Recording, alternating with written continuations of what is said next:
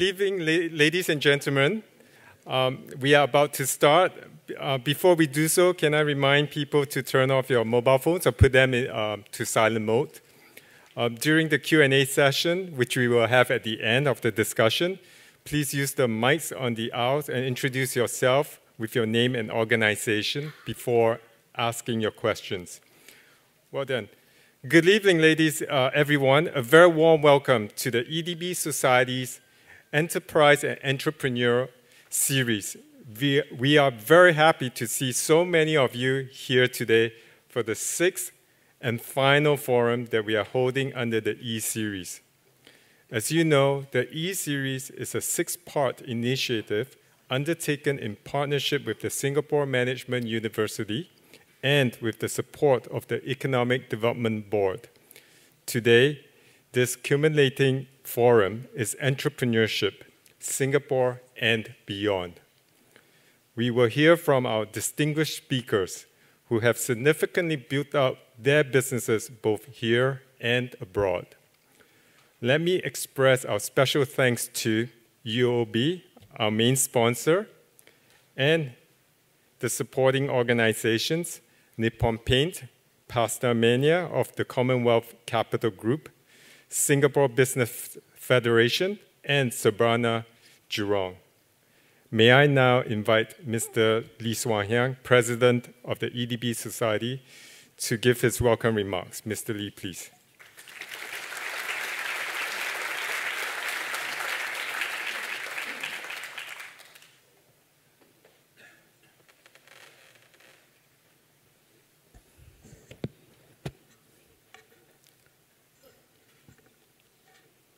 Distinguished Fellow of the EDB Society, former Minister, Mr. Yeo Chow Tong and Mrs. Yeo, former Ministers, Mrs. Lim Hui Hua, Mr. Zan Abidin Rashid, and of course Andy Lim. Present and former MPs, we have Leon Pereira, I see Rohan Khamis, Arthur Fong, Michael Liu. I think I've covered all of them. They sit all over the place. Former MD of EDB, Mr. Koh Keng Hua. We have the present Assistant Managing Director of the EDB, Kelvin Wong. We have a lot of distinguished EDB Society members, friends, ladies and gentlemen. Good evening. It's a pleasure to welcome all of you to this sixth and culminating forum in this E-Series, Enterprise and Entrepreneur Series, jointly organized by the EDB Society and SMU and supported by the EDB. As you have heard, this series with the overarching theme of transforming industries, creating value, was initiated by the Society as our response to the future economy. So the insights, the inputs from this series will be collated, and we will send this to Mr. Heng Swee Keat, Minister Heng Swee Keat, who launched the series. So all your comments today, please feel free to give your insights. We will collate them and send them up to the authorities. The theme of today's forum itself is, I think, very close to the hearts of many of us here today. It is Entrepreneurship, Singapore and beyond. There are many entrepreneurs in the audience, many established and also aspiring entrepreneurs, many students. We also have many EDB Society members who were actively involved in enterprise developments during their time at EDB. People like Leon Pereira. Leon was with the Enterprise Development Division. I see many other familiar faces here from the Enterprise Development Division. So they all had a hand in developing our local industries. And I must say that in looking at the state of play today, our entrepreneurship scene has changed somewhat. It has changed, in fact, quite a lot, I think, since the EDB started promoting local enterprises. I remember our local companies used to be called PLCs. Poor local companies. Poor cousins to the MNCs. But today, actually today they're still called PLCs. Promising local companies. And in those days, many entrepreneurs went into business because they had no choice. They had no other option. I think today it is the preferred option for many. And I think looking at our speakers today, we can also say that entrepreneurship is actually quite sexy and quite cool. I mean, look at all the speakers. You will see them later. They're like rock stars. Even the banker looks like a rock star.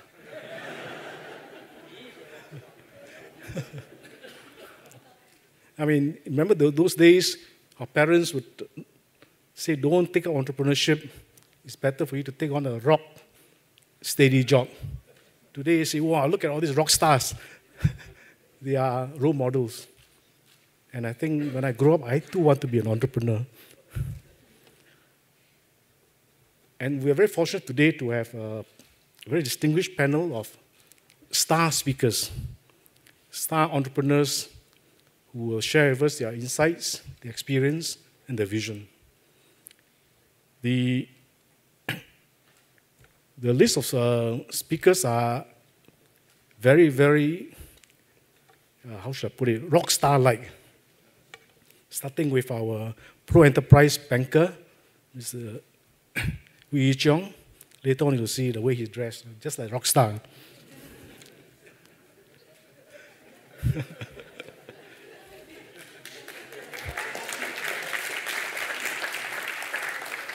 We also have two very inspiring entrepreneurs, also rock star-like, a lot of rock star qualities around.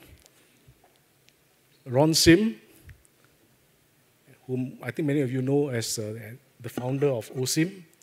He's also the founder, chairman, and CEO of V3, the V3 group. We also have really rock star like this one, Tan Min Liang, founding chairman, CEO of Razer and THX. And we also have two enablers. One from Temasek, from the Heliconia Management Company. They invest in promising local companies. And he too dresses like quite cool. And even my colleague from EDB, you see him coming out in jeans. So even the bureaucrats now look quite cool. So that's our champion of technopreneurs and the technology sector, Kiren Kumar. And our friend from Heliconia is Mr. Lau, Derek Lau. So that is our list of star speakers. And to manage this list of star speakers, of course, we need to have a star moderator.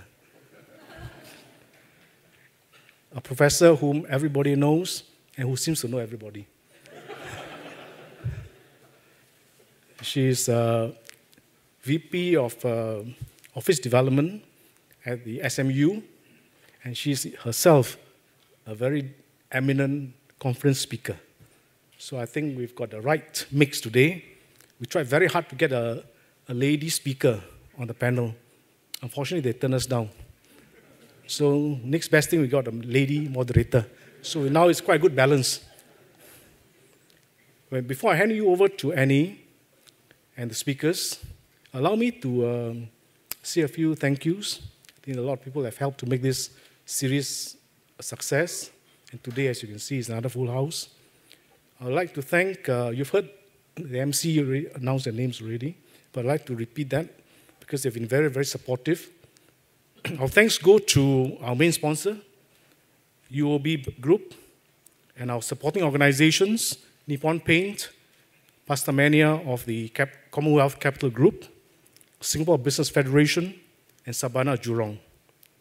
I would also like to thank the management and staff of our esteemed partners, SMU and EDB, and also the students from the Nanyang Polytechnic who are here today to help out.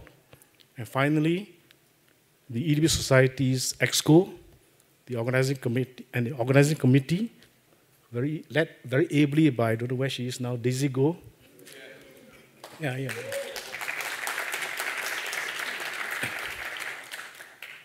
The core team, a very small team, comprising Daisy, Win, Lisa from the society, and also Leila, Jocelyn, and one more, Valerie from SMU. They have worked very, very hard, I can tell you, to bring us this 6 forums. In fact, I would say that they are a perfect example of passion made possible. You've heard that slogan before, right? That's our slogan now. So with that, I would like to invite you to join me to thank all those people who have helped to make this series possible. Thank you very much.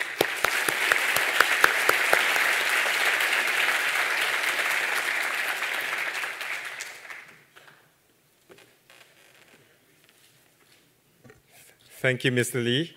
May I now invite Mr. Wee Ee Chong, Deputy Chairman and CEO of UOB, and our main sponsor to make some opening remarks.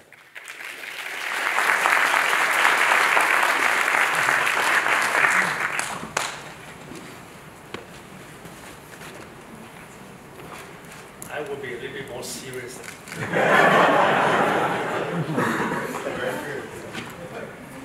Good evening, distinguished guests, ladies and gentlemen.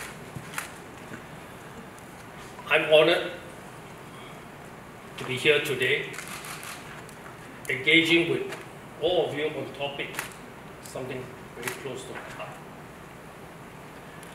When Son Hyang approached me last year to support this idea to promote enterprise in Singapore, we agreed readily.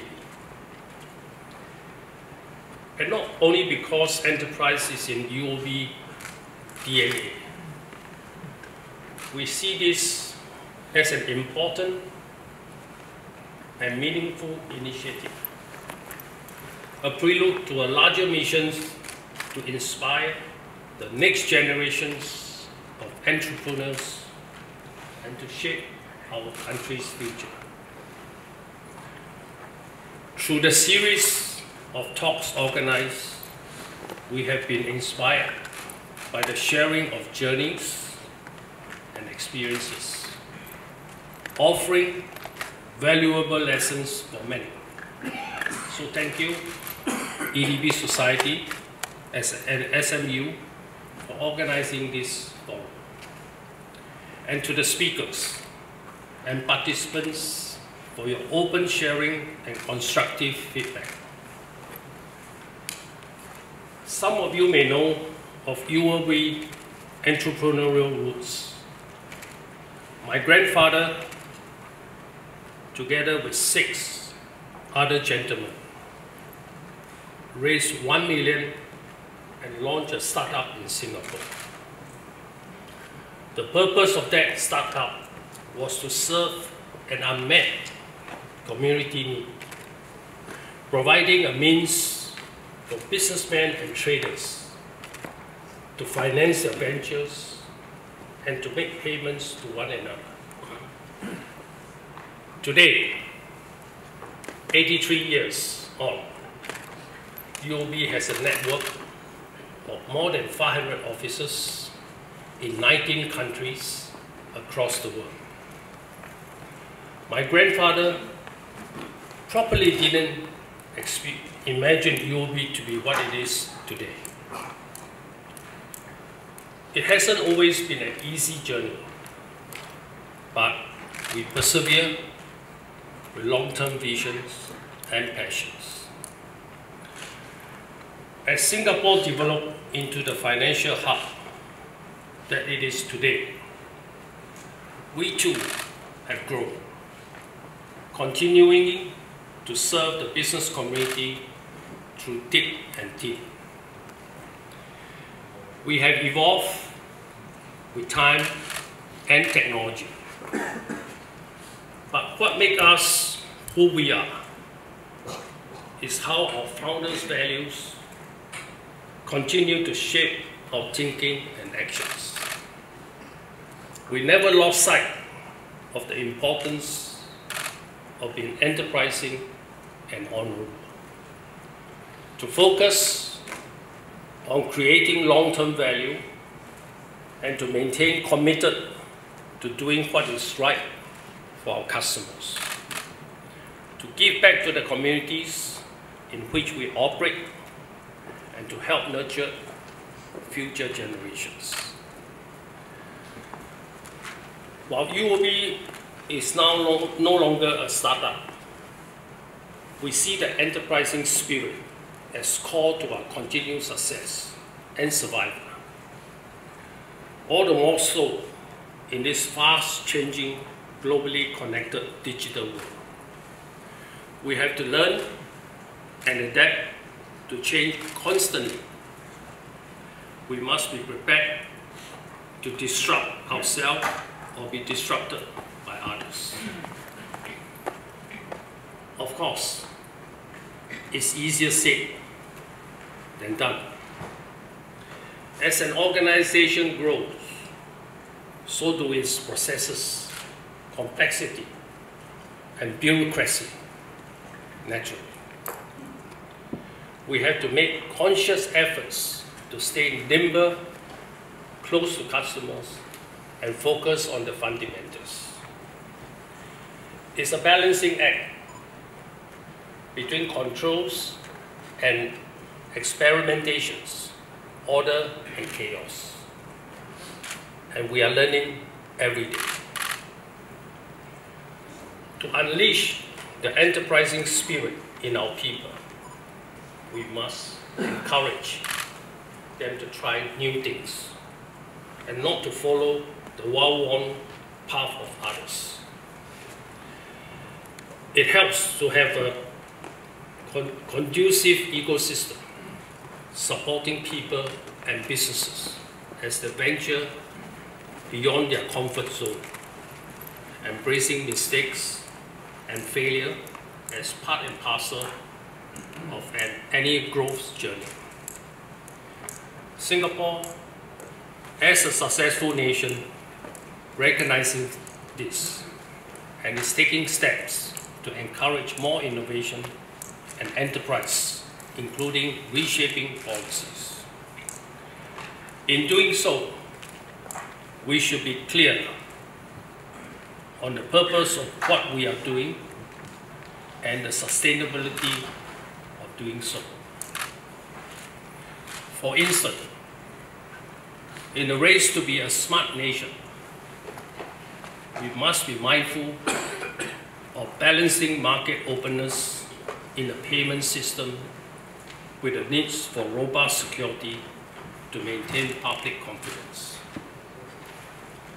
We must also bring people along on the journey, not just focus on what others are doing, but ensuring we do what is right for Singapore.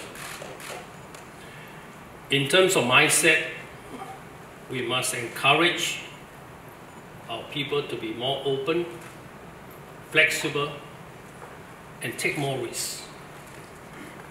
Have the can-do spirit. Keep trying and to persevere, and that has to start from young.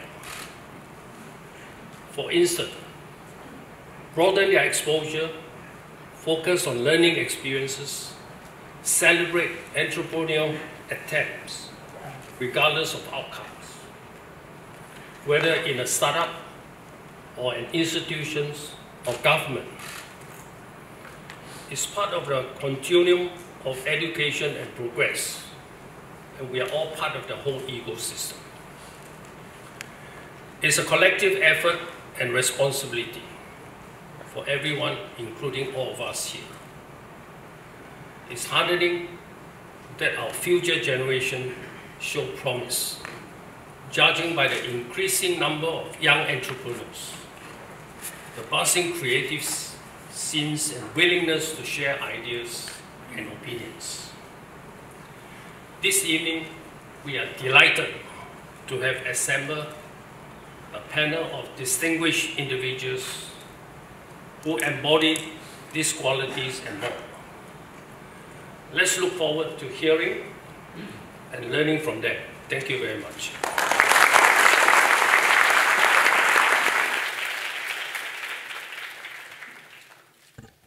Thank you, Mr. Wee. We now proceed to begin the discussion. As I read out your name, could you please come up on stage, take your seats. We have the following distinguished speakers. They are Mr. Ron Sim, Founder, Executive Chairman, and CEO, V3 Group Limited. Mr.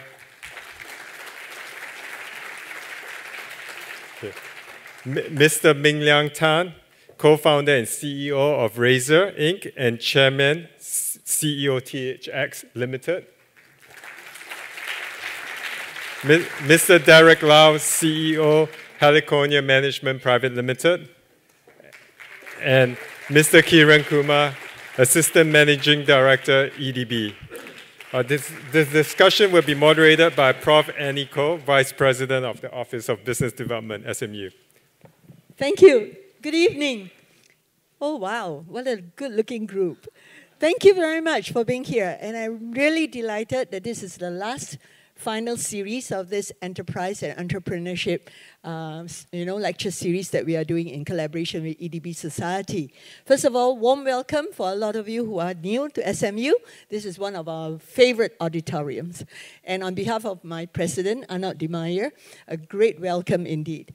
And I really like the theme. Actually, when Swan Young and Daisy met up with me, they were very focused on the word entrepreneurship. And we said we want it to be Singapore and beyond. And they totally agree. Now, you've got CVs of all these sterling people on the panel. And I don't like reading CVs. So I'm going to do something very simple. I'll get them to introduce themselves and tell us why they are invited on this panel. I'm sorry, I don't really know why you're invited because I saw a lot of entrepreneurs in the audience too. I'm just kidding. Can we start with you, Derek? Derek was once my student. You see, being a student of Annie Koh, go places.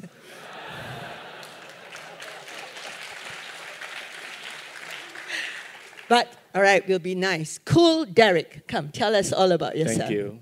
First of all, thank you for inviting me. Very humbled to be here.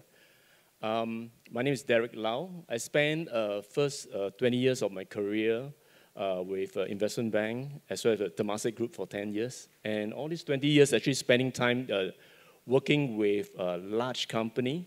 And the big difference of this company is from chairman to CFO to CEO, they are all, I would say, employee. And the last 5 years, I had the honor to be working with Heliconia, which is a Temasek-owned fund management company that support business owner. So essentially, we do two things. We are capital provider for Singapore headquarter companies. In that role, we call ourselves SME enabler.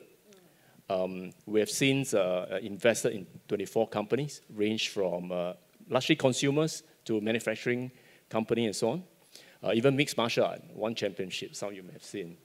Also have the honor to partner with Min Liang as well in this company. The other thing we do is for company SME that's grown, become really regional and found a good bench strength of management team, we like to help them to scale and internationalize. And one way we do that is we take some capital and do buyout, control deal outside Singapore. And when we do that, we bring along these SME partners. A lot of buyout funds that you come across, they have this thing called operating partners, right? People with ex-CEOs, experience, they come and work for a buyout fund. In that regard, our Singapore SME is actually our operating partners. Yeah. Very nice. You deserve to be on this panel, all right? Partly because many in our audience are growth enterprises. So, just as Swan Young says, PLEs, you know, but promising, all right, growth enterprises. And I think they would look towards Heliconia as a partner. And of course, you know, many of you in this room says, what about pioneers who are entrepreneurs and they built the business to where they are today? And I can't think of a better model than Ron Sim. Do you all agree? All right. So, okay, but then, sorry, Ron, I'm very fair one. Everyone must answer why they think they should be invited here. So can we hear from you, Ron? Sure. Hello. Well, my name is Ron Sim. As you know, I founded OSIM. In fact, time really flies. Next April, OSIM is 40 years. So, and we'll be, you know. Wait, Ron. So Singapore, 53 years old, and OSIM, 40 years old. You started at 13, yeah? Just kidding, all right? Sure. You know, started the company, you know, when I was 20, so you can guess 40 years. You know, I still look at 40 years old, in spite of being almost 60 now. Cool anyway, look. You know, OSIM today is run by a CEO, right? I mean, we are in about 27 countries, so it's run by a new CEO right now. 2 years ago, I formed a new company called V3 Group. Let me explain what is V3 Group. V3 Group is basically a family private equity, right? But what we do is very much different from private equity. I mean, they are great, but we can be greater. You see, because the difference here I can tell you is that we are not raising money for growth. We're using our money. We are putting our money for long-term growth. That's number one. And V3 also provides, you know, business acumen, operational skills, and financial, you know, backup for SMEs. So beside, as you know, V3 owns, beside OSIM, TWG, GNC, and Futuristic. So I think we believe that, you know, business, if you want to be sustainable, it has to be long-term. And we are betting on companies for long-term growth. We're putting all, you know, our time, our effort, our money in supporting SMEs. So right now, obviously, beside these four, you know, that reports to me, 4 CEO reports to me, we're also looking at more companies to grow beyond Singapore. As I have said many times, Singapore is really very small. If 1986, we didn't go Hong Kong, 87, Taiwan, 1990, Malaysia, 93, China, we wouldn't have grown to what we are today. Because you need an external domestic market to build the economy of scale, and that's critically important. Yeah. Now you know why we changed the whole team. Because when we had Ron Sim, we have to be entrepreneurship, Singapore, and beyond. All right? But of course, everyone in this audience says, yeah, I know, hear from all these people on the right, very good, but we want to hear from this guy on my left. All right? So just now when we walked in with Ming, wow, I saw he got cheerleading team. Okay? Serious, Ming? All right? So tell us, in spite of your cheerleading team, we still invite you on this panel. Why? Sure. So quick introductions. My name is Min. I'm the co-founder and CEO of Razer. We're probably one of the biggest brands in the world for the youth and millennials, which I think makes up the vast majority of the audience over here. So I don't think I really need to kind of explain what we do. But we're the leading lifestyle brand for gamers everywhere in the world. We've built an ecosystem around the gamers out there. Hardware, we ship over, close to $1 billion worth of hardware annually. We've got software, 50 million users in our software platform. We've got probably the largest virtual credit in the world, so we do a whole ecosystem for gamers. Myself, we founded the company and focused in the US first, and then we went to Europe. Then I went to China, and then I've just kind of come full circle and come back to Southeast Asia, only probably a little earlier this year. So that's pretty much us. Today, there are 3 really arms of the business that we look at. We've got the entertainment business, where we've got the Listco, Razer, THX, we just acquired from the Disney company. We've got, I'm looking at next generation real estate, digital entertainment cities that we're building everywhere in the world at this point of time. Looking at how retail has kind of evolved along the way from pure, you know, brick and mortar to experiential retail, to food and beverage, to digital entertainment. And then finally, there's fintech, that we're looking at e-payment networks throughout the emerging markets like Southeast Asia, Middle East, and Latin America. So that's pretty much what we do. Okay, so wait, Coolman. Two-man startup, how many employees do you have right now? Under the listco, we have close to 2,000 people at this point of time, 15 offices worldwide. And how old are you right now? I'm 40. Still young, all right? And when you say that you belong to the millennial, all right, you invest in the millennial companies too, right? So I'm not a millennial, unfortunately, but we do focus on the youth and millennial at this point of time. We do invest in startup companies with a corporate ventures arm that kind of invests in startups looking to leverage off our network, whether it's hardware, software, or services. Very nice, thank you. All right, you deserve your panel seat. Kiren, all right, I think Xuan Yang said very early, it's so important that we have a partnership between private and public. And I'm assuming you are the Jinghu voice, all right? Yeah. So this panel is imbalanced if we don't have a government representative. But do tell us a little bit about yourself. So I was quite perplexed in terms of why I was invited to this panel, because when you have all these rock stars like Ron and Min on the stage, EDB has always been the cheerleader for rock stars, for entrepreneurs and enterprises for the last 55 years. We have built the economy of Singapore, and many of you have had time and who have contributed through EDB in the building of the economy that's Singapore. We have built everything from scratch, and we have innovated and been entrepreneurs within the government to build industries like energy, chemicals, biomedical sciences, electronics. But now if you look forward into the digital economy and what are some of the opportunities emerging? My name is Kiren. I've been with EDB for 17 years now, and I've worked with different industries, and I've worked overseas in New York. Can we clap to that now? Because nowadays, EDB staff don't stay 17 years. Yeah. I'm one of the few in my batch who's still around. But I think from my vantage point, today I look at the technology sector. We've been very busy building the technology sector for the last 20 years. But I think we are at a very exciting tipping point. I think the momentum is just beginning. I think the party is just getting started. I think this is a golden opportunity for Singapore Inc., companies who are from abroad or companies who are growing up from Singapore to actually address the opportunities that is around us.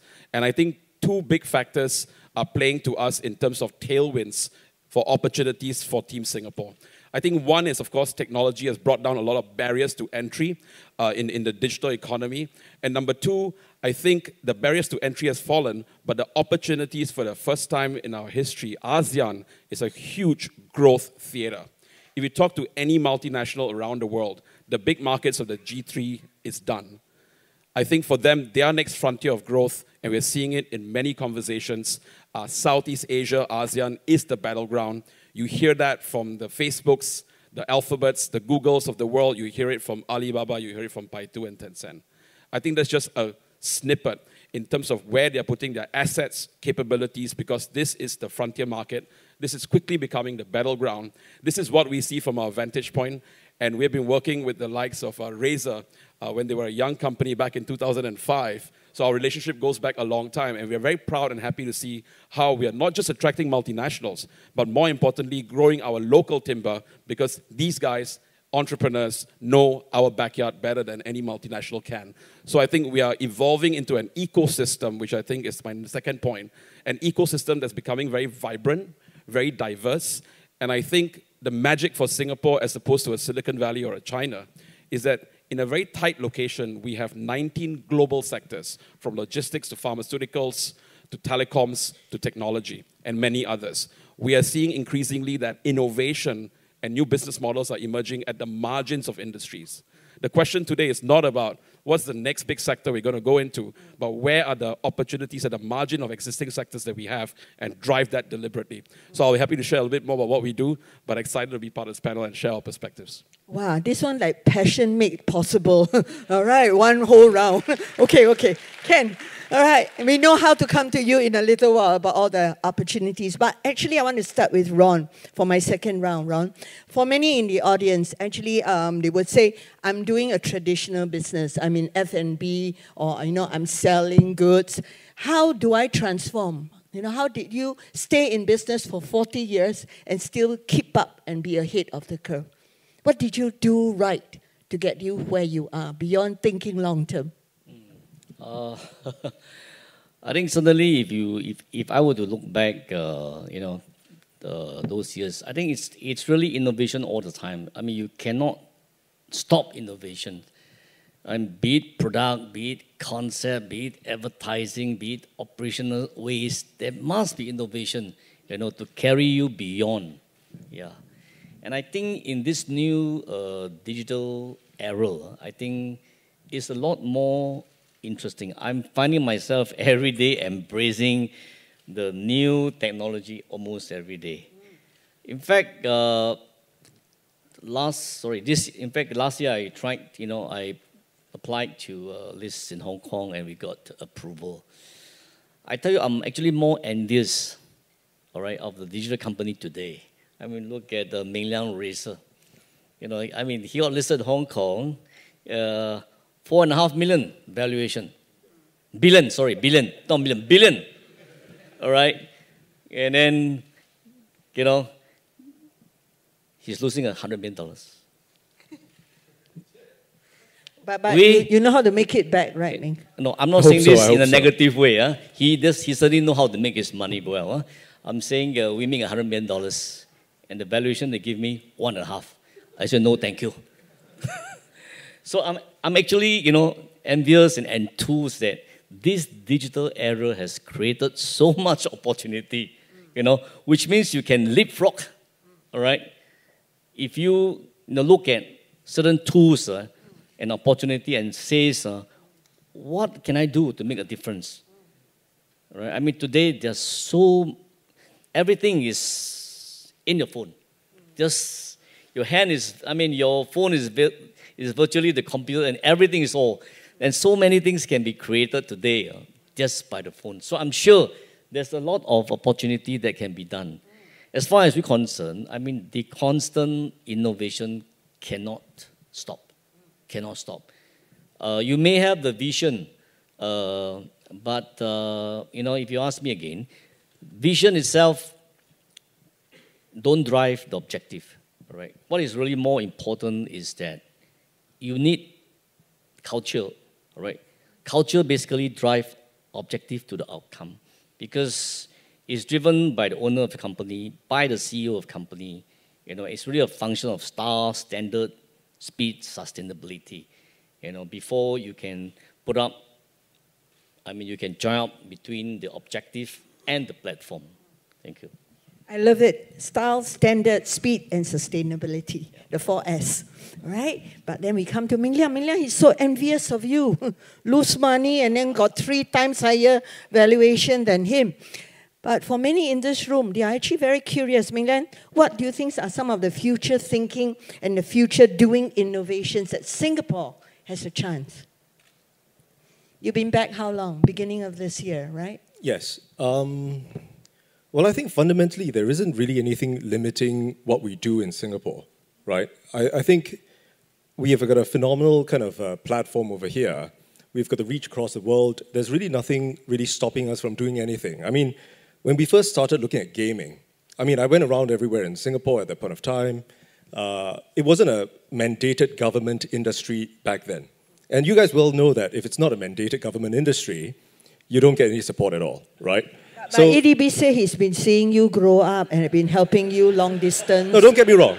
So EDB has been incredible. I think we hustled like crazy. I think even within EDB, they remember, they said, hey, we gave you $10,000 a long time ago. Don't forget that. I still get that. I still get that constantly. But the thing is, we appreciate it. And it's important because internally within EDB back then, they hustled $10,000 for me. That is something which doesn't sound like a big deal today, but it's an incredible deal. For what it's worth, the very fact that we don't get held back by our processes, the government, it's already a huge factor for us to think about. It's like somebody saying, I don't depend on my parents and stuff like that, but you absolutely do in many, many aspects. So I think when it comes down to Singapore, for us, there are really 3 things that have helped us, and I think many of the entrepreneurs over here. It's, I think, at least from my perspective, coming up with a vision, of course, as Ron has mentioned, having a goal towards building something incredible. And it's not about valuation, it's not about money. I mean, if you're building something for money and for valuation and stuff like that, it's never going to be phenomenal. It's not going to be an empire. It's not going to go long-lasting. It's never going to be a legacy. So once you have a vision of sorts of what you're going to build, what are you going to do to change the world, I think that's the first thing. Then you bring in the right people. And the right people don't necessarily need to be out of the valley. They don't need to be out of Shenzhen for hardware and things like that. Common culture, a common vision, where everybody works, you know, in a concerted effort to get to a certain point. And the third thing, I think, especially from what I've learned, is the fact that I kind of dislike the word disruption, primarily because today it's taken as a notion of taking something away from somebody else. But the truly great companies today, they're creating new categories. And that's where I think partnerships really help in Singapore. And meeting the right people and the companies that you work with, many of them are very happy to partner with you. And it's not just about partnering the new era companies. It's about partnering, you know, the traditional companies that are also looking to get a foothold into the new era, and vice versa, because there's lots to learn from the traditional companies at the same time. So I think fundamentally these are some of the lessons I think we've learned, and it can be applied in Singapore, it can be applied anywhere, but it gives a true foothold for that. So Ron and Ming, how can you all collaborate with each other? I think we're already doing something, we're exploring stuff together. Our guys are chatting right now. Every gamer needs a chair.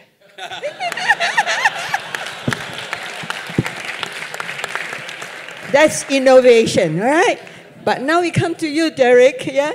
They call you enabler. So they say that you can connect the dots, you can bring together corporates. Temasek is a big name, so that's a big help, all right? You can bring together startups, investors. So can you kind of share with us, if I'm an SME in the audience, how can I go to Heliconia for help? What can you bring for the SMEs that are family-owned and need to scale and speed? Yeah, so over the last, the last 5 years, my colleague and I have actually seen about 1,000 over companies. Unlike a lot of government agencies, actually we are commercially driven, so we need to be selective. We so far invested in 24 companies. Actually, a large part of my job is not really looking at a business model. You'll be surprised. Actually looking at the people behind it. We look at how self-aware the person is, how driven the person is, his life goal, families, and so on. Actually, a lot of time actually spent understanding an entrepreneur. And different phase of the growth of a company, what's important to the person.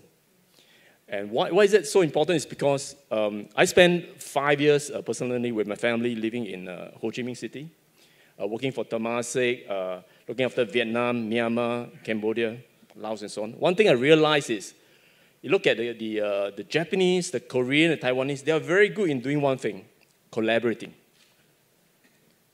If you go to Takashimaya shopping mall and so on, you'll see Toto sanitary ware. No other brand can get through. So how to get our guys to work together? So this is one goal that I really want to do, is actually to help our guys to hunt as a pack and eat as a pack. Starting from the way you select the business partners and so on. So this, if the entrepreneur is not self-aware, it's not collaborating, it's difficult. So we actually spend a lot of time on entrepreneur. Yeah. So you do co-invest with Ron as well? In fact, you don't mind me mentioning. There's one deal, and which is a typical question we ask the entrepreneur before we invest. We say, okay, you like us so much, you think we can add value, I really think I can add value, but one question for you, right?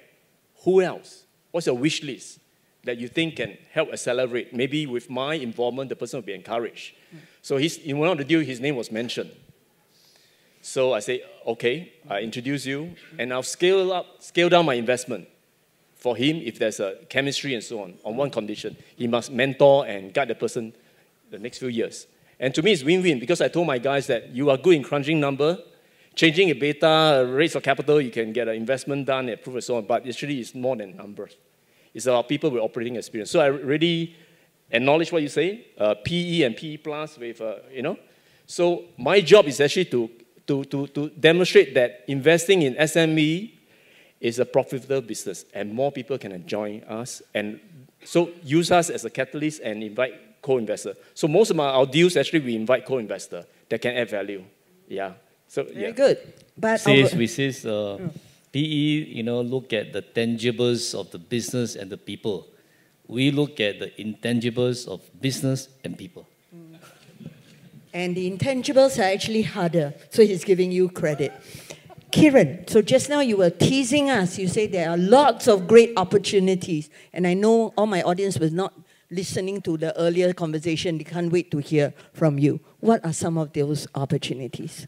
So I think EDB's traditional business is to attract investments from multinationals. I think that momentum continues because the new story is Asia, right? And we have the talent and we are a good hub for them to do so. So I think that will continue. It's got legs.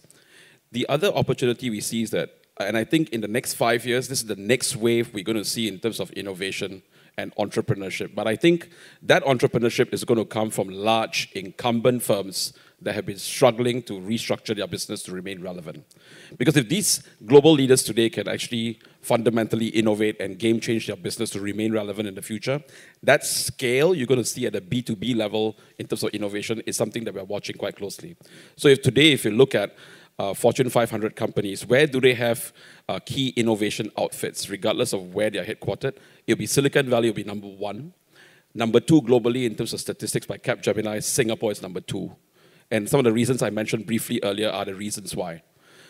And I think the new opportunities, and because these guys are here, they're partnering with a lot of the frontier companies like Razer and many other deep tech startups to co-create new products, new services, new business models, minimally for Asia, if not for the world. So I think these are opportunities that are emerging in partnership. I think what we were seeing 5 years ago, every big company used to innovate within their silo and the bell jar, and they used to rule the world. That model is over. And when they're opening their bell jars, we see a lot of new opportunities. I think that's one. Number 2, coming back to ASEAN. This is what we hear from companies who are putting in significant engineering teams, product teams, headquarters over here. They're telling us that around Singapore, half the population of the world lives within the 6-hour flight radius. And it's a very fragmented market, but it's a very huge growth market. What they need to do differently is they innovate in Asia for Asia. And I think this will create frontier jobs for our Singaporeans to walk into these frontier companies to do and build products for the region and also work with our tech companies. Some of the areas where we see good traction are areas like fintech, for obvious reasons, because Singapore is a global financial center. We have technology companies, finance companies, and Asia's needs are growing. So fintech, huge momentum. MAS is doing a great job there. And I think it's a huge momentum for Singapore in particular, because it's a key point I want to make. Where Singapore will differentiate ourselves in the future, given the landscape that we see, Singapore needs to innovate in areas where technology, business models, and policy, actually 3 vectors coming together, that's the sweet spot. So fintech is a clear use case in that area. Another use case is, autonomous vehicles are a huge promise, long way away. But again, you need these 3 vectors to come together for this to scale in any city. And given our trust and our ambitions around transport, we think that's the second spot that Singapore can potentially play to win big. Early days, but let's see what happens over there. Some of the other areas like e-commerce, advertising technology, again, these are big growth momentum drivers. And over there, Singapore's hub status, logistics hub, and also the payments hub is creating a lot of good opportunities in Singapore, not just for Singapore, but for the region. So just a quick glimpse in terms of areas of focus and where we are. How EDB is working differently now. I mean, we used to attract investments from multinationals. We continue that. We're supporting local tech companies and companies which are growing up. We're also supporting and working with large local enterprises like Singtel, so Kiren, like Changi. Large local enterprises. Also, but also with the fast-growing local companies. And we want to build new businesses from Singapore, not just add jobs and attract investment. So I think these are some of the things we're doing differently. So you notice Kiren's conversation so far got no esports, no entertainment. But you guys are very passionate about this area, right? You want to jump in? I'm creating a new opportunity for you. So I think the thing about entertainment is really our focus at Razer, primarily because we see it as a front runner for a lot of new technologies. So if you think about a lot of the new tech out there, whether it's virtual reality, a lot of that came from gaming, right from the outset. Motion sensing, it came from the Nintendo Wii and things like that. Even payments, right? E-payments, it sounds like a new thing that just happened with Alipay, WeChat, and things like that. But one of the things I like to say is the guys who were craziest enough back in the day, 20 years ago, to take real fiat money and try to convert it into virtual money were the gamers. They were the ones saying, hey, you know, Dad, Mom, I want to take real money and change it into fake virtual money. And then the parents would go, are you crazy? What are you doing that for? But this whole entire e-payment network has been out there, I think, for a long time. And I think fundamentally for us, we kind of created the largest virtual credit for gamers out there many years ago. We started consolidating that globally, and we do billions of dollars of total payment volume today. So I think when the whole cashless society kind of thing came about, we looked at it and said, well, you know, we've actually been doing this for a very long time. And this is something that we've got a huge amount of traction, and we would love to be able to partner the traditional banks, the payment networks, to be able to kind of take this to the next level. So it's a good kind of juxtaposition of how, you know, from a completely different vertical, like entertainment, can cross over to fintech. Derek, you want to jump in here on your wonderful new venture? Are you allowed to talk about it? Okay. I'll briefly mention it. You don't have to. You're put on a spot. I think, you know, the world is going through global change, right? I mean, there are climate change, the rich-poor divide, and so on. There's one phenomenon is actually happening. It's about the struggle between the centralized market or world versus the decentralized. There's such a group of people which are well-educated, they have money, young, and guess what? They want to call the shot in how they invest, where they put their money, and how they regulate, and so on. So you heard, I'm sure, about ICOs and fintech and so on. But essentially, blockchains is one technology that enable people to do that, right? Unfortunately, they were a bit ambitious. They straight away go into the cryptocurrency to fight against the fiat currency. I think one this day they'll be successful. But in the meantime, there are many areas of application. So we are partnering with the stock exchange, right, to set up a regulated exchange. And currently still in sandbox program. I think more will be told and announced soon. And we hope that will attract more younger enterprise to be listed in a new way and new form through the current blockchain technology. Sure. Maybe I just jump in a little bit about esports and entertainment a little bit, about mindset. Yeah. But the whole thing about mindset, which is important, is the fact that, and this actually really applies to Singapore in a big way. Oftentimes, you know, there are new concepts and stuff like that come about, that in the gut feel of someone, you may feel negatively toward it. Esports is a great example, right? To many of the people I've spoken to, they think about, what, you're playing computer games for a living. You know, how can that be? That is fundamentally very wrong. And I've been talking about esports for 15 years and 20 years, going out. Our whole company is built on the premise. But today, the numbers do not lie. The youth and millennial are watching more esports than traditional sports. They're not looking at football anymore. They're not looking at soccer, so on and so forth. So it's important, I think, even from a Singaporean perspective, that even when something fundamentally seems that it does not make sense, to take a step back, cast away the bias, cast away the initial perspectives that you may have come along the way. Because, you know, and I use this example of another big company that tried to acquire us many, many years ago. You know, he basically gave me a choice, and this was much smaller. He said, either you take my offer, or my team over here will crush you, right? He said, fundamentally speaking, we're so much larger than you. And so he said, you know, you can take a walk with this guy who's going to head up my gaming division. I took a walk with the guy who's heading out this gaming division, and he said, I would never allow my kids to play computer games.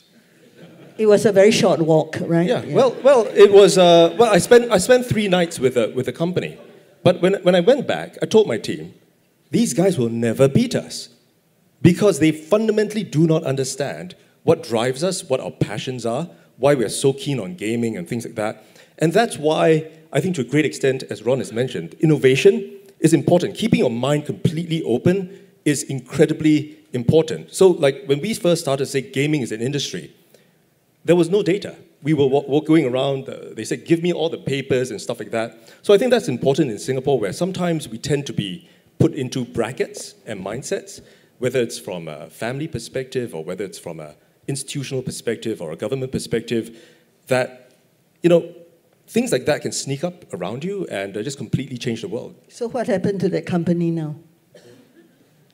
The company is still around. Are you bigger than them? We're much bigger than them. Case proven. All right. All right, but I want to get to Ron. Ron, he just now paid you a compliment. He says only the millennials and the youth are involved in esports. You know about esports, right? Not that you're not millennial. Maybe explain a little bit more here. V3 means the vision of three sectors of business. One is wellness, lifestyle, and third is aspirational entertainment. So we are also looking at esports. We invested together with Heliconia in the MMA, in some live events, and also looking at some esports. I was in London for a few days when I went to O2 and Excellence. I can tell you the esports is growing phenomenally. Yeah, I mean that market is coming. In fact, in China right now, it's growing even faster than South Asia. And this is one sector that I believe that we must rush in as quick as we can, because this is a sector that really grows. So we're one of the world's largest esports companies. That's why our valuation is so high. Yeah. We're working on his valuation now. But let me tell you a joke. What the bank told me when we were talking about not UOB, right? about the valuation. He said, Ron, you are selling facts and fundamental. Guess what? Today is about dream and hope. Okay, we learn. Amazing panel, don't you think? Yeah. So I really want to hear from all of you. The conversation can go on, but I think questions from all of you will be totally treasured. There are 4 mics. Just go up to the mic, introduce yourself, and then let us know which question you have for whoever. All right? And yes, Joey, come, just sing, right? Just grab one of the mics. Yeah. Hi, this is an absolutely great panel. My name is Ju. Have a question for the panel in general. One of the things we've seen is the phenomenal impact of high growth. Singapore experienced double-digit growth, high single-digit growth for 30 years, and we are completely transformed from the 1960s to till today. If you look at all the economies that have experienced that, post-war Japan, Korea, if you look at China, from one of the near poorest nations 30 years ago, with, I would say, average 10% growth, some years more, some years less. In 30 years, they are now a 12 trillion economy, 60% the size of the US economy, soon to catch up. Right? The narrative we have is that we have hit sort of a limit because we're growing at a developed country pace. I just wanted to check with the panelists' views on whether you buy into that. Because the narrative that runs in our heads is a very important thing. Everything you do, everything you expect, sort of is based upon what you believe to be true. If we look at how you have grown your companies, right, you have totally not regarded at all the fact that the developed economies are either stagnant or growing at a miserable 1-2%. It's not in your plan at all. You can grow companies not at 2%, possibly at 20%, some even 200%, regardless of the fact that nothing else is growing in the developed space. So what do you think about entrepreneurship in Singapore? Do you think that it matters? Is the headroom really sort of, are we at the ceiling because all the developed nations are growing at 2%? Or can we look at 6 to 10%, because that's order magnitude different. If you maintain that for 10 years, you'll be streets ahead of everybody else. So actually, good question, Ju. All right, I shorten it a little bit. Okay, it says transforming industries. So at a country level, can we be as entrepreneurial as new startup nations? Have we hit the limit? All right, Ju is saying you could transform at the micro company level, industry level. What about at the country level? Any one of you? Right. So I'll take a gander at it, right? I think my perspective at the end of the day is just innovation, right?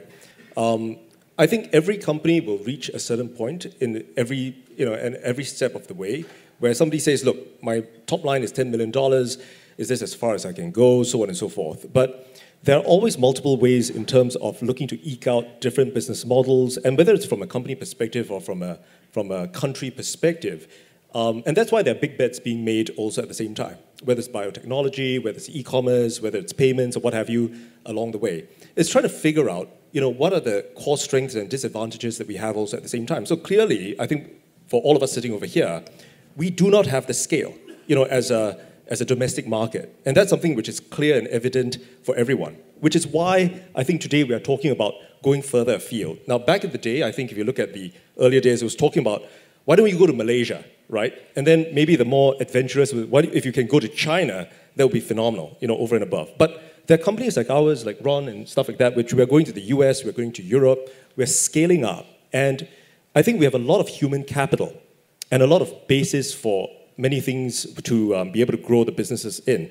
And we're just talking about how we can get additional help from the institutional capital, so on and so forth. Now, if everybody has a singular mindset to say that entrepreneurship is going to be the key to our survival as a country, there's lots that we can do. And of course, not everything's going to be successful, just as many companies will not be successful, but there's a wherewithal from every layer from the society, whether it's family, whether it's the banks, I think along the way, and getting the bets put into place, and the government, right, over and above. And I say a government as a bit of an afterthought, because depending on the government all the time is probably not the be-all, end-all at the same time. So I do think there's just so much more opportunity available. We just need to be able to cultivate that and make the right bets, and fingers crossed, a bit of luck will take us through. Ron, you want to add? Yeah, sure. I think if you look at facts and fundamental, it's flat. There's no growth. But if you look at dreams and look at hope, it's perpetual growth. Clearly, I'm very hopeful and a person. Unbound. So, I mean, I remember when I started the business in 1979, friends and relatives say, hey, the time to make money is over, Ron, forget it, the time is not now. But when? 40 years later, look at this disruption, look at this opportunity, look at this error. It's infinity. So it's all in the mind. 40 years later, he still thinks there's so much more to do. Derek, you want to add on that? I just want to add that I think scale is very important. Scale of the company.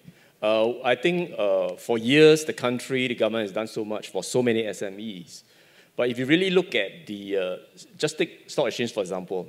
If you take away banks, FI, take away Temasek Link Company, take away real estate company, it's actually quite pathetic. Actually, I last counted, only 8 companies that's across $1 billion company market cap.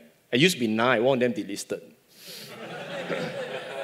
And after 52 years of nation building, I really hope that there are more scale. And scale can then have more resources to scale up and so on. The other thing I also want to add is when we invest, we look for companies that's ready to go out, already gone out. At the same time, I also realize that there are actually quite a few good companies out there actually have some link to Singapore, right? And they never have hardly any Singapore revenue, and hardly tell themselves they're Singaporean, but their heart and soul is to Singaporean. Quite a number of companies we invested in that way too. Yeah. I'm pointing to Gene K Tech, yeah? They came back, right? Yeah. Do we have any question? Another one from the floor. Such an amazing panel. All right. You unlock gems when you ask the right questions. Thank you. I saw one of our students, is it? Hi, I'm Eugene from Staff Annie. So I co-founded a startup called where we are every SME's best friend.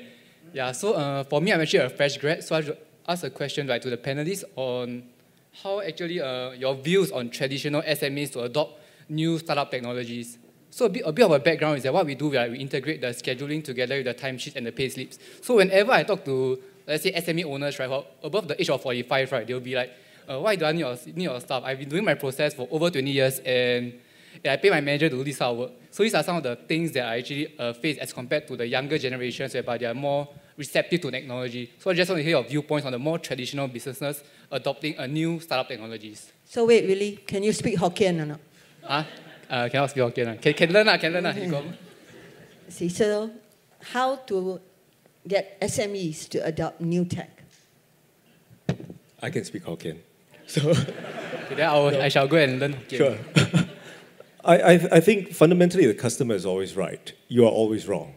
I think that's something I always had the perception that, it doesn't matter whether you've got new technology or whatever it is. If he doesn't accept it or he or she doesn't accept it, you need to find a way to make sure that he understands what what you're providing to him has got value, so on and so forth. And don't get me wrong, I mean, he may not accept it today. You've just got to find a way to get to him at some point of time. So fundamentally, it's really the fundamentals of business has always been the same. It doesn't matter whether you're using new technology, whether you've got blockchain layered on top of it. The right integrity in terms of doing the business, the delivery of the value, I think to the customer is important. And whether you speak Hokkien or Cantonese, communicating that across is incredibly important also at the same time. So it's always about having a great product to sell and making sure that you sell it across to the person. How do you sell your first chair, Ron? How do you tell them that this chair, all right, which costs, all right, a couple of thousand, can do wonders for you? Perceived value counts. I think if I were to look back in 1979 when we kind of first started, frankly, we also started as SMEs. We call it small and mighty enterprise. Mighty. So this company basically started from $1,500. The bank refused to lend you money. Nobody wants to lend you money. So you have, I would certainly define, let's say, entrepreneurship as a function of two things: resourcefulness and resilience. Resourcefulness with or without resources. All right, and then resilience by getting up from each fall.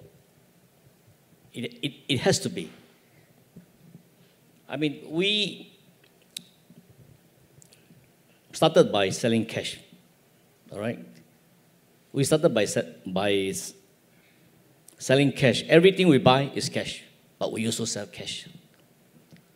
But guess what? After a while, the wholesaler say, hey, I give you credit. I also sell cash. As you get bigger, the bank say, hey, I give you credit. I also sell cash. Manufacturers say, I give you credit. I also sell cash. Yeah. So it's important for SMEs to understand that cash is really king. Focus on, cash flow. If you don't have the resources or if nobody is going to lend you money, that is fundamentally very important. In my 39, coming almost 40 years of business, there are only 2 times I borrowed money. Only 2 times. One is to acquire the US company. One is when I released the company. Yeah. Other than that, we never borrow money from a bank. Chin Pai Tan. All right. But you do banking services, lah. I think what I'm trying to say is really important to, whatever,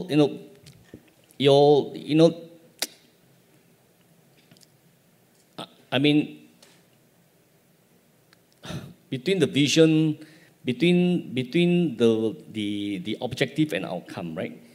I think the objective is very much a function of what is the vision, right?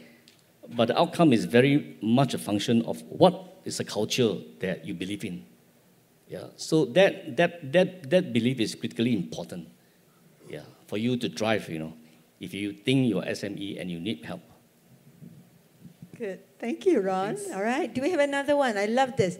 When I was meeting some friends out there, they say we want to be inspired, all right, by the panel. And I think you're getting a bit of this inspiration, right?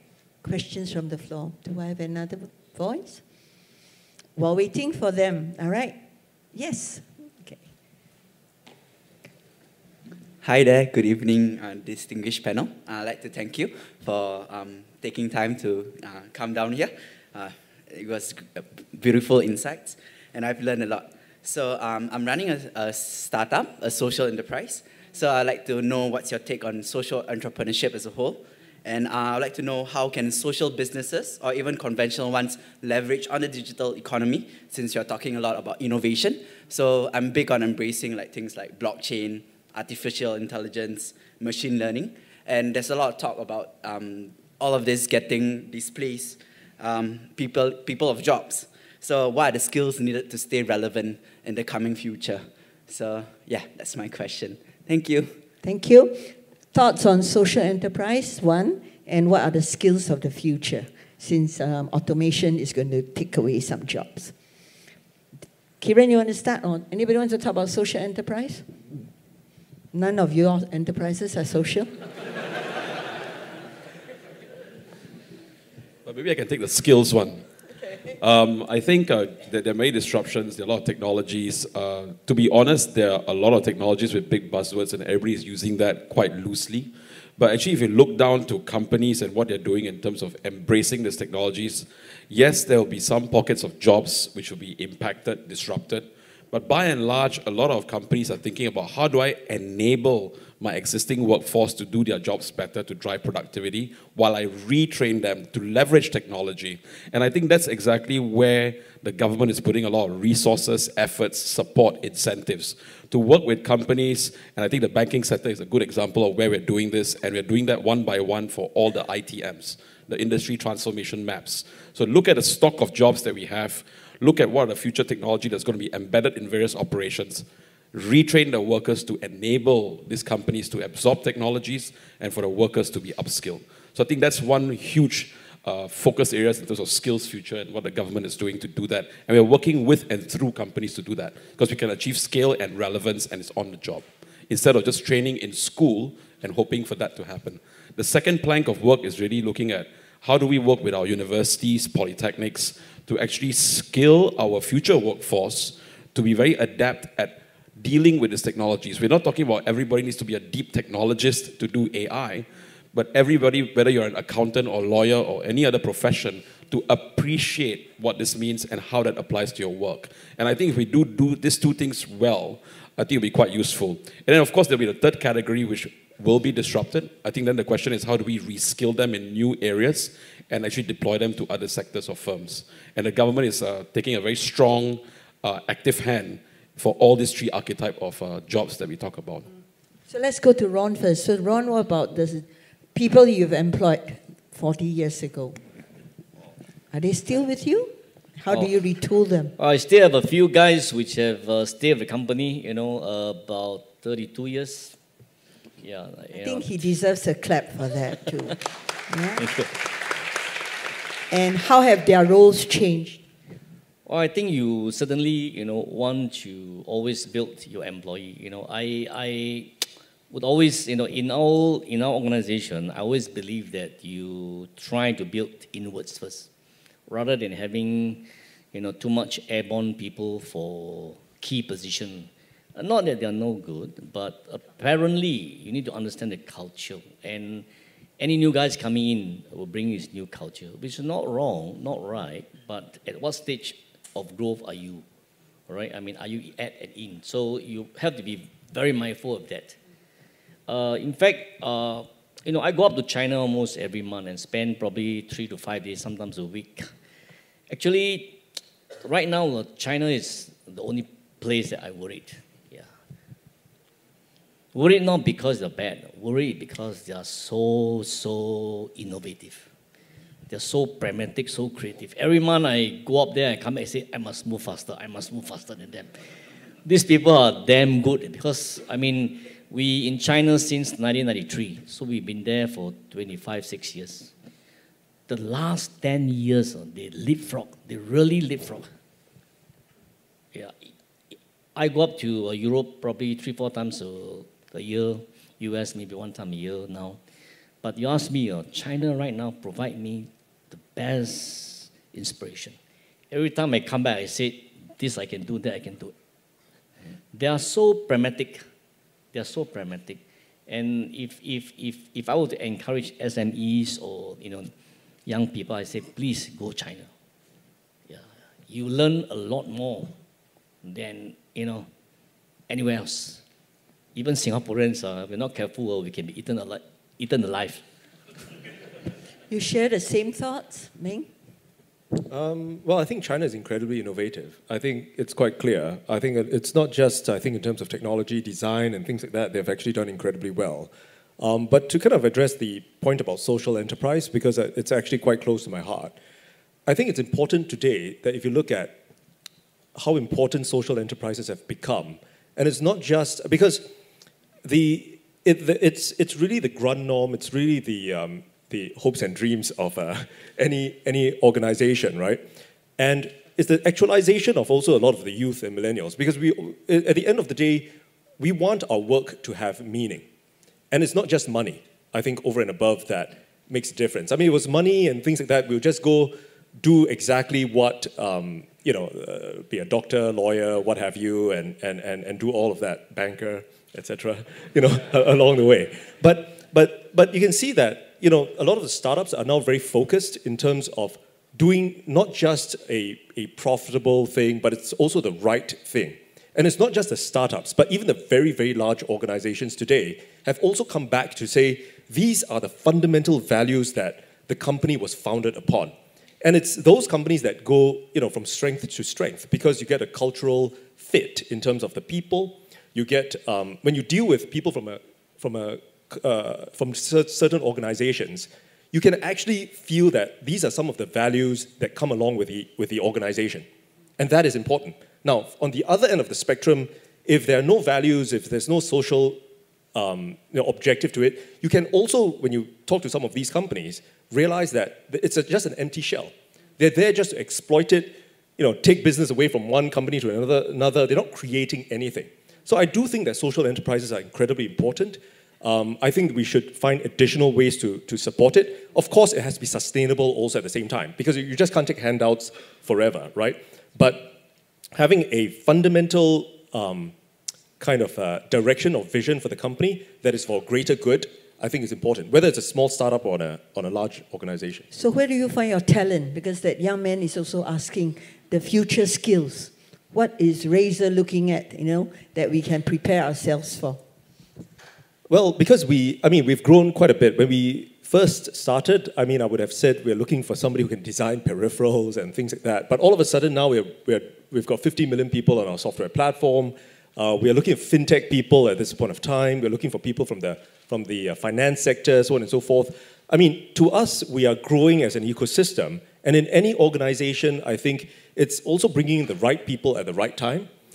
Because all of a sudden, if you want to find somebody who's on a helicopter view coming in without being able to roll up the sleeves and work, it's not gonna make sense either, right? So I think all in right time, cultural fit, and I keep coming back to the vision and objective, because I do think it's very important to be able to articulate that and have everybody understand it. Because if somebody comes in and just spouts off, the vision, but doesn't really believe in it, he or she is not going to be able to last very long when the market goes down, and the market will go down, and the market will go up, and things like that. You'll want somebody who understands the social objective of the company and be able to go along with it. I have a question from Mr. Mochtar, right? Can you bring the mic? Thank you. Thank you, Annie. Thank you, Annie. Zainal here. I'm old school, very old school, and in fact, I find it very inspirational. I'm inspired, not for myself, but maybe for my children, my grandchildren, the kind of thoughts that emanate from the floor. From Swan's earlier point about rock stars, I felt out of place. No, I think you're quite cool also. You are very kind, Annie, but I want to say that, in fact, but I like what he said about rock-solid foundations. The only thing I relate to rock stars was Rolling Stones in my era. But I also was told during my time, Rolling Stone gathers no moss. So that's why we stay long. I was 25 years in the media, 15 years in government. But what Ron has just said inspired me about China. China and the challenges of China and entrepreneurship. You asked whether someone speaks Hokkien. tampo isai lah. Hey, y'all must clap. But more important, I can sing in Hokkien. But I'd like to relate, with your beg your indulgence, I was on a joint committee with the Tianjin project in China. Mr. Ma Botan was the co-chairman. I was on the committee. And I was wondering why me, Tianjin Eco-City project. Then only when I went there first meeting, I found out that there was a new chairman from China, co-chairman, and he so happened to be from Fujian. So we ended up singing IPI together. So the point I'm trying to mention here is that we talk about China, we talk about Suzhou, we talk about Tianjin, we talk about Guangzhou, and now Chongqing. But the whole game, not the gaming, but the game plan has changed. How do we make ourselves relevant to China, right? Whether the old values of Singapore being the model, the integrity, the discipline, the non-corruption is good enough for the kind of disruptive challenges we face. So whether it's China or where are the other places we can actually benefit from in terms of the challenges of entrepreneurship. China, the new China, the Silk Route. Where do our entrepreneurs go and benefit from the challenges of Silk Route? Malaysia, post-May 9 election, what are the opportunities with the new Malaysia? I was very, in fact, Keng Wah mentioned to me just now that his company was in Indonesia doing AI project with a madrasah, with the Ministry of Religious Affairs, and teaching Islam to a largest population, largest country in the world, Indonesia, but using our technology, using our entrepreneurship for the demands of Indonesia. So where do we benefit from the new China, the new Malaysia, and even the new Indonesia? Thank you. Very good. All right. So we are not talking about the past now. We are talking about the future. How do we play in this new Malaysia, new China, all right? And now singing IPL, not good enough. Kiren, what can you sing? Maybe let me comment. I can't sing anything in Hokkien, unfortunately. But I agree with Ron. I think I've been going to China a lot over the last 3 years. Before that, I never went before. And it's true, they're innovating at scale, and they're very innovative. I think, how can we play with new China? Perhaps a perspective from EDB and the work that we do. Not so much from the G2G, but we work very closely with a lot of the fast-growing companies in China, which have become very large domestically, but they have ambitions to go global. And what are they looking for? I think that now, given the US-China tensions for trade and tech, I think that will only escalate, so we're watching what happens there. But I think very quickly, the Chinese companies which have more or less cornered China are recognizing that Southeast Asia actually looks like a market where China was 5-10 years ago, depending on the business. And they're actually trying to see, how do I bring that model that worked in China and has scaled to Southeast Asia, because I need to secure my international business growth in Southeast Asia, and that's my battleground to play. And we have seen a lot of capital flows from some of the big companies doing acquisitions, partnerships with companies in Indonesia, Malaysia, Singapore, India, etc. So we're working with many of these companies who are hungry to grow their international market. They're acquiring companies and they're moving very fast. Question is, what is the role that Singapore can play in the middle to remain relevant as a hub or a node to actually capitalize on these capital flows and also their growth? So we're working with companies like Alibaba, Tencent, working with them in partnership, but the model is quite different. They're not going to grow by how US multinationals used to expand in Singapore. It's organic growth. Let me grow from 0 to 1,000 people. We know what to do. Singapore, you're a good hub for me. But these guys are growing by acquisition and then they integrate. So working with them early, forming relationships and actually anchoring their core capital and capabilities is going to be important. So I think that's one arc of opportunity for Singapore. Sure. I've got an anecdote to kind of add on to that. I think specifically, I think it's twofold. One is looking into China itself and trying to get access to the domestic market, which is incredibly difficult, but there's still opportunities out there. We've got a great brand name.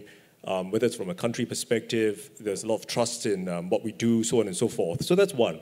I think as Kiren has mentioned, coming out of China, so a specific anecdote along the way, the guys in China, the interesting thing is this: if there is a government kind of intervention or policy, everyone accepts it and moves on. All right? There is none of this, hey, you know, this is unfair, I'm going to post it on Facebook, I need a change.org petition and stuff like that. There's none of that. There's a direction, everybody, you know, rolls with it, right? So a good example is in the gaming industry, right? One of the biggest games today in the world is called PUBG throughout, funded by Tencent. It's one of Tencent's biggest games.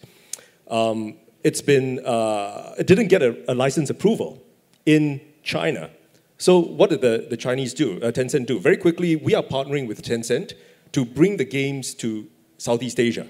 So we help them monetize in Southeast Asia, primarily because there's this One Belt, One Road initiative. So that's where I think there's a lot of opportunity too, where it's not just trying to access the domestic market, but also going with the flow and bringing whatever they have outside of China at the same time. And I see a huge amount of opportunity from that. Ron, 4 to 5 years. Derek?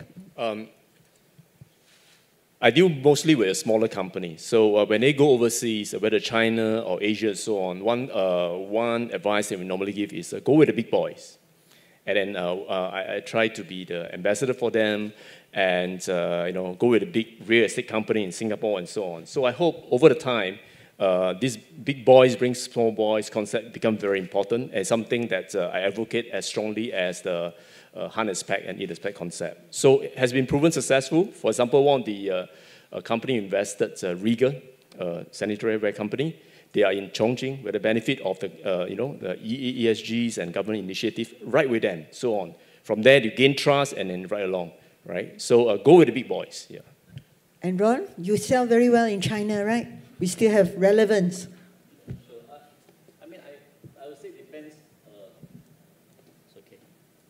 Depends on the business. I mean, if you are in the consumer market, China is one place you must go. There's no other place to go. That market is so huge. It's so huge. Also depends on, I suppose, also on the nationality. I suppose, you know, if I'm Indian, I definitely want to be in India, for sure, right? If I'm Chinese, I want to be in China. If I'm Malay, I want to be Malaysia, Indonesia. The ASEAN market got to be my domestic base. I think that kind of mindset is pretty important. I mean, when we try to put in when we expand to Hong Kong 86, Taiwan 87, China 93, Malaysia 1990, one of the key fundamentals we were looking at was the Chinese ethnic-based market, because we feel that we can connect to them better. Yeah, and if socially, you know, economically makes sense for us, it's easier for you to build. Yeah, so this is basically important for SMEs to really consider if you want to build an external domestic market. Yeah. Very nice. All right. And actually, William, you have a question, is it? I'm actually trying to do my last round. Okay, we'll give you your last question. Thank you. So, well, first of all, thank you so much for each of you for, you know, sparing your time to come for today's event. Today marks the last of this 6-part series, and I thought it's very befitting of all of you here to perhaps answer my next question. So we started this series on 31st of January with the chairman of the SMU, Mr. Ho Kwon Bing, making a statement that perhaps we are over-romanticizing entrepreneurship in Singapore. So the question to you is whether do you agree with that statement, that we are over-romanticizing entrepreneurship here in Singapore? I mean, the point he was trying to make was that, you know, the government, you know, just the business world is all talking about how young people should just drop out of school or, you know, quickly finish school and then go and start a company.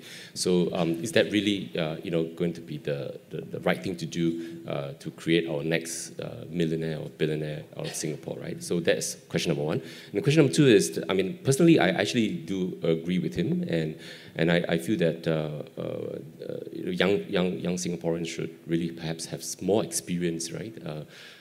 You know, after school, just so that they can have, you know, a better perspective of how to build a good, solid company. And also then my second question is that, to many of us here who are EDB alumni, with many years of experience of us has finished our bond and then gone into the private sector, what would be your advice to all of us here, budding entrepreneurs, wanting to be successful like yourselves, and then I guess what would be some of the areas that you think that we could be successful, right?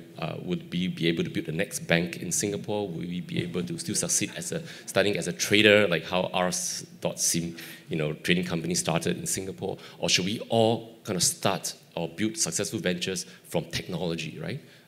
And in technology today, I guess Kiren has talked about autonomous vehicles and whatnot, but I think ABCD, right, would be something that most people are looking at. Should we be looking at that? A for AI, B for blockchain, C for cloud, and D for data.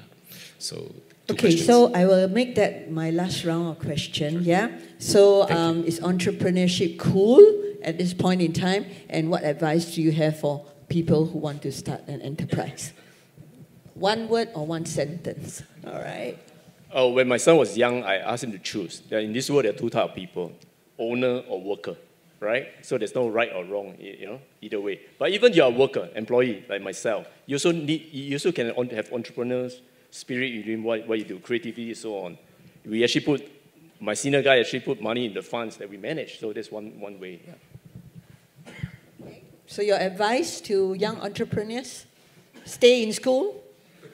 No, in everything you're in SMU. In everything you do, if you cannot be the Mark Zuckerberg, look out for next Mark Zuckerberg and ride along.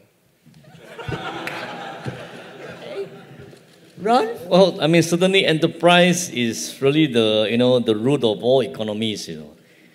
So you got to keep on romancing it. There's still so much to be done. And every errors there's opportunity. Every errors there's chance to be a new entrepreneur. So, keep going. Ming? I think my perspective is it doesn't matter whether it's over-romanticized or otherwise, because it's like romance, right? You're going to face the reality very, very quickly. That's what happens. So it's just also why I'm single, I think, at this point of time. Romance is very hard to find me. So I think that's my perspective of it. It doesn't matter either way. It will hit you like a brick wall, when the times are tough and things like that.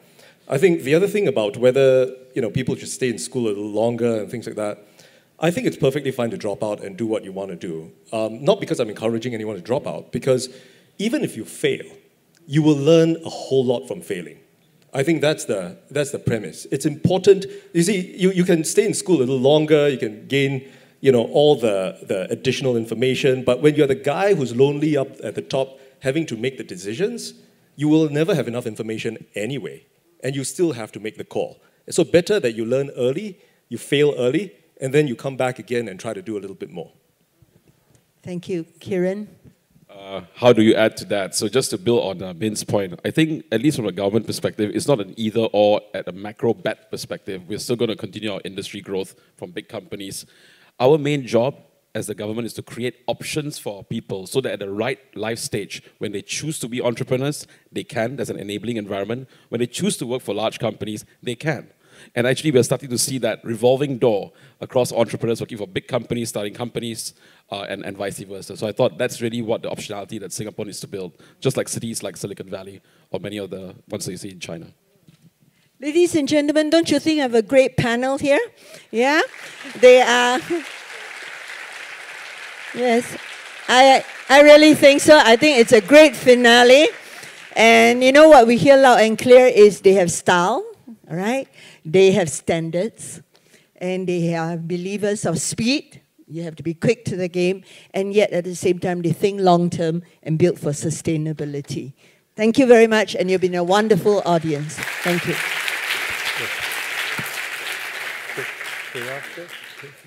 Well, I mean, don't you all agree that this is the best session? But unfortunately, it's the end of the entire series, but definitely what a great way to end it off. Regrettably, I mean, this is the last one. Thank you to the distinguished speakers and moderator. Can I ask that you all remain on stage? Mr. Wee, could you please come up, return back on stage? Mr. Lee Swan here. would like to present all of you with a token of appreciation.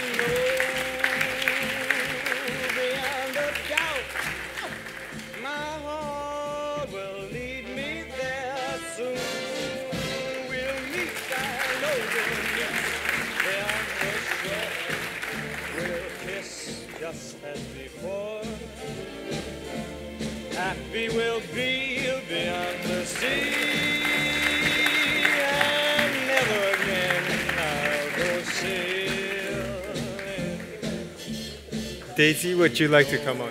We're having a group photo. Yeah.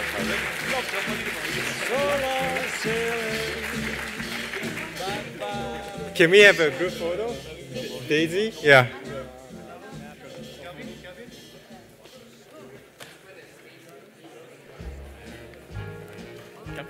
You should go to center. Go.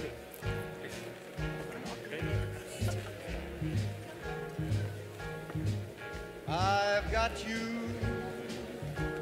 under my skin. I've got you deep in the heart of me. So deep in my heart that you're really a part of me. I've got you under my skin. I tried so not to give in. I said to myself, this affair never will go so well. But why should I try to resist when, baby, I know so well I've got you. Yeah, I know. Once again, on behalf of the EDB Society, SMU, and EDB, thank you for joining us this evening.